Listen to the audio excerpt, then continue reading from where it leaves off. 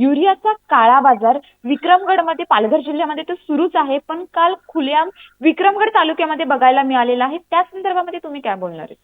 आमच्या ज्या मोर्चाचे विषय होते त्याच्यामध्ये हा खताचा पण विषय होता. आणि त्या खताच्या विषयामध्ये काय झालं की ते अधिकारी जे आले होते त्यांना आम्ही विचारलं की बाबा तुमच्याकडे कोण कोण तुमच्या तालुक्यामध्ये असे कोण डीलर आहेत मोठे खतांची. तर त्यांनी नाव घेतलं भरत कृषी केंद्र म्हणून आहे, सर्वात मोठं जिल्ह्यातलं कृषी केंद्र आहे आणि तो सर्वात मोठा व्यापारी आहे. तर त्यांना विचारलं तुम्ही कसं काय ती खतं वगैरे मागवता. ते म्हणाले ते डिमांड करतात, आम्ही त्यांना अप्रूव्ह करतो. किती खताचा पुरवठा आहे त्यांच्याकडे आता. ते बोलले 3 टनाचा आहे, मी काल परवा जाऊन बघून आलो. तर आम्ही त्याच्यावर आक्षेप भेटला. मी त्यांना 3 टनाच्या वरती तुम्हाला माल भेटेल. आम्ही संयुक्त आपण त्या गोडाऊनचा दौरा करूया, त्या गोडाऊन बघूया. त्या दरम्यान 3 टन 5.5 टन माल आम्हाला तिथे भेटला. त्याच्यानंतर एक शेतकरी भेटला की 266 रुपयाला ती खताची गोणी घेऊन जायची आहे. त्याच्या जोडीला जबरदस्तीने एक लिक्विड दिलं जातं. ते त्याचं पण एक्सपायरी डेट नसते. MRP 50 रुपये आहे, तरी पण 114 म्हणजे 114 रुपये पावती जबरदस्ती त्याला दिली जाते. म्हणजे 380 रुपयाला ती ताजा खताची बॅग त्याला मिळाली. त्या औषधाचा त्याला शेतात काय उपयोग होईल हे माहिती नाही, पण जबरदस्ती त्याला लादण्यात आली. आणि ती जी खताची बाटली आहे ती MRP 50 रुपयाची होती, तर तिला 114 ला विकली. आणि पावसाच्या हंगामी काळात ती मला असं वाटतं 300-350 रुपयाला ती बाटली विकली जाते. म्हणजे एका शेतकऱ्याकडून खताच्या गोणीच्या व्यतिरिक्त हे जो नको असलेला पण माल हे व्यापारी जातात. आणि दुसरी गोष्ट असं आहे की हा तारापूर MIDC क्षेत्र मोठा आहे. त्याच्यामध्ये जे कारखाने आहेत केमिकलचे त्यांना सर्रास हे युरिया हे लागतं आणि त्यांना कमर्शियल युरिया यूज करायचा असतो. परंतु त्यांना त्यांचं बजेट किंवा त्यांनी पैसे वाचवण्यासाठी हे जे एजंट आहेत हे त्यांना विविध मार्गाने हे आपला खताचा पुरवठा करत असतात. आणि त्याच्यामुळे काय होतं की एंड सीझन मध्ये खताचा तुटवडा निर्माण होतो. आणि मेन जो शेतकऱ्याला जो आपला खत हवा आहे त्याला तो शेतकरी त्या खतापासून वंचित राहतो आणि मग त्याचं पिकामध्ये त्याला नुकसान होऊन जातं. हे मोठं रॅकेट आहे आणि हे मोठे माफिया आहेत खतांचे. तर काय बोलणार आहेत ह्याच्यामध्ये आपले कोणी सरकारी अधिकारी किंवा कोण हे पण सामील असतील? काही मोठी साखळी 100% याच्यामध्ये सरकारी अधिकाऱ्यांच्या हस्तक्षेपाशिवाय हे करूच शकत नाही हिंमत. हे याच्यामध्ये प्रशासन छुप प्रशासन आहे आणि ह्याचं पूर्ण जर आपण पाठलाग केला तर खूप मोठी चेन भेटेल. मग तुम्ही हे प्रकरण इथेच थांबवणार आहेत? एका दुकानावर धाड टाकलेली आहे, पुढे जाऊन तुम्ही अजून दुकानावर हे करणार आहेत का? कसं करणार आहे? कालची बाब जी उघडकीस आली ना त्याबाबत आम्ही जिल्हाधिकारी आणि संबंधित जिल्हा कृषी केंद्रचे अधिकारी जे आहेत त्यांच्याकडे आम्ही सोमवारी जाऊन भेटणार आहोत. आणि सोमवारी भेटून त्यांना निवेदन देणार आहोत की बाबा ह्याच्यामध्ये निष्पक्ष अशी चौकशी करावी. जर खरंच दोषी आढळत असेल तर त्याचं लायसन्स रद्द करायला पाहिजे आणि दोषी आढळत असेल तर त्याचे फौजदारी गुन्हे पण दाखल करायला पाहिजे, अशी आमची मागणी राहील. 10 एप्रिलला विक्रमगड तालुक्यात महाराष्ट्र नवनिर्माण सेना मनसेतर्फे विविध मागण्यांसाठी भव्य मोर्चा काढण्यात आला. मात्र या मोर्चात सर्वाधिक लक्ष वेधून घेतले ते युरिया खताच्या कथित भ्रष्टाचाराच्या मुद्द्याने. अनेक शेतकऱ्यांनी सांगितले की त्यांना युरिया खत बाजार भावापेक्षा जास्त दराने विकले जात असून साधारण 266 रुपयांच्या युरियासाठी त्यांना जवळपास 380 रुपये खर्च करावे लागत आहेत. तसे दुकानदारांकडून जबरदस्तीने इतर खत किंवा वस्तू खरेदी करण्यास भाग पाडले जाते, अन्यथा युरिया देण्यास नकार दिला जातो. काही शेतकऱ्यांनी असेही सांगितले की जेव्हा त्यांना युरियाची गरज असते तेव्हा दुकानदार स्टॉक संपला असे सांगतात, पण प्रत्यक्षात गोदामात साठा उपलब्ध असतो. या गंभीर प्रकरणाची दखल घेत मनसे पदाधिकाऱ्यांनी तात्काळ कारवाई करत कृषी अधिकारी शिवाजी इंगळे यांना सोबत घेऊन भरत कृषी सेवा केंद्राच्या गोदामावर छापा टाकण्याची मागणी केली. अधिकाऱ्यांच्या माहितीनुसार गोदामात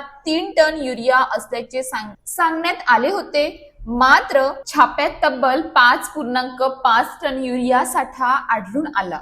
यानंतर मनसे कार्यकर्त्यांनी विक्रमगड येथील भरत कृषी सेवा केंद्राच्या दुकानात जाऊन पाहणी केली असता आणखी एक गैरप्रकार उघडकीस आला, ज्यामध्ये शेतकऱ्यांना युरिया खरेदीसाठी 250 मिली करिश्मा नावाचे कीटकनाशक जबरदस्तीने खरेदी करायला लावले जात होते.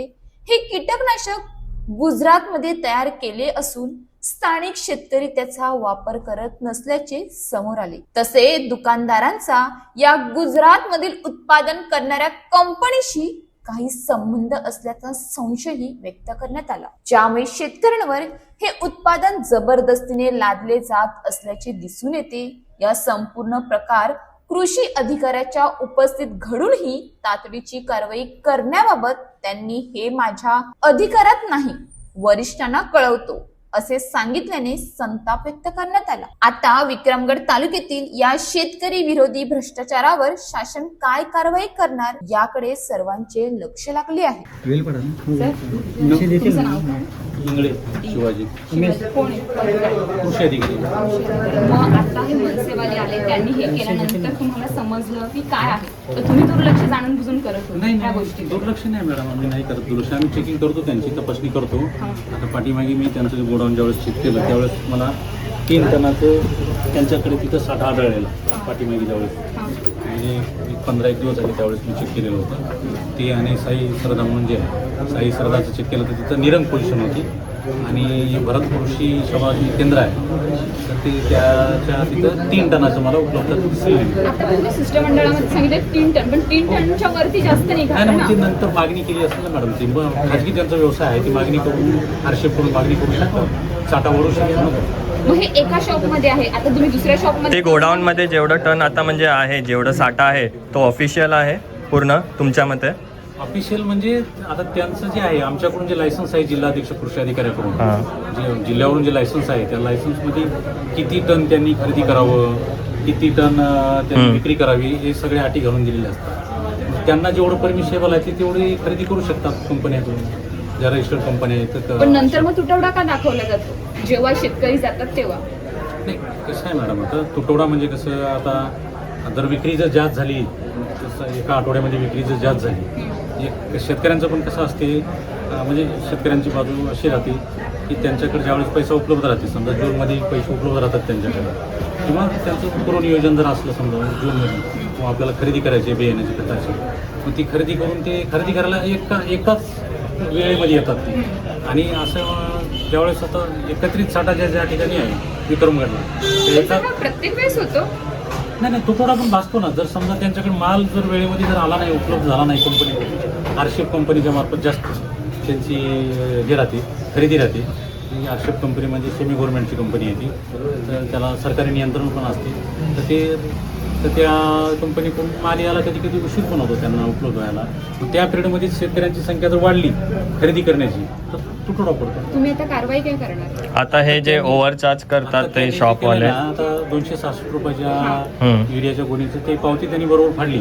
प्लस त्यांनी जे दुसरं जे कीटकनाशक दिलं 114 रुपयाचे, ते शेतकऱ्यांची इच्छा नसताना त्याला ते दिलं. आणि ह्याच्यामध्ये पण केलं जातं का जेव्हा भाताची गोण घेतली जाते तेव्हा जबरदस्तीने खत घ्यावंच लागतं? खत साठी ते जबरदस्ती भात घ्यावं लावतात. मग ते नाही भात घ्यावं लागते ना, शेतकऱ्याच्या मनावर आहे ते. नाकारून शेतकऱ्यांनी तक्रार केली पाहिजे. नीट ठेवतात ना ते. साहेब कसं आहे, तर शेतकऱ्यांनी तुम्ही भात घेतले का पहिले युरिया घेताना भात घेतले का तक्रार द्यायला विचार पाहिजे शेतकऱ्यांनी. कृषी अधिकाऱ्याकडे किंवा समजा संघटनेच्या मार्फत अशी तक्रार जर दिली ना तर तात्काळ ही तक्रारच आली ना आता. मग. आता तुम्ही त्याच्यावरती काय करणार याला असं? बघ, तू हे जबरदस्तीने का लादला त्याच्यावर, म्हणून आम्ही त्याला पत्र देणार. मग तुझं लायसन्स रद्द का करण्यात येऊ नये हे असं आम्ही पत्र देणार तुम्ही ना. नक्की करतील का? पण त्याच्यावर पण पडद्या टाकतील? नाही आम्ही पत्र देणार ना मॅडम. साहेबांना पण बोललो मी, त्याचं ते जे पत्र देऊ आम्ही, त्या पत्राची कॉपी तुम्हाला पण पाठवतो बोललो मी साहेबांना. आता देणार ना पत्र.